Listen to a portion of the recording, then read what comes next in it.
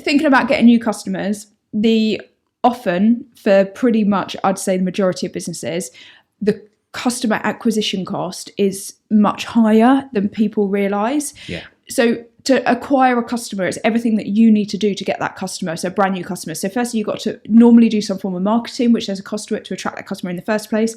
There's normally some sort of courting process where you're trying to warm that customer up and eventually get them to sign a contract.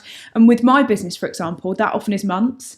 I'll be speaking to that customer for months, engaging with them to try and get them over the line. And particularly if you're a business that's doing, like Google pay-per-click or Facebook ads, anything like that, where you're doing these paid ads, then really that does start to ramp up your customer acquisition cost quite a lot. So you've got high customer acquisition cost. You've then got distraction, like physical distraction in the business. Yeah, somebody's actually got to do it. Yeah. And also, I often think this is something that is underestimated in pretty much every business that I work with, is we try and identify what your onboarding cost is.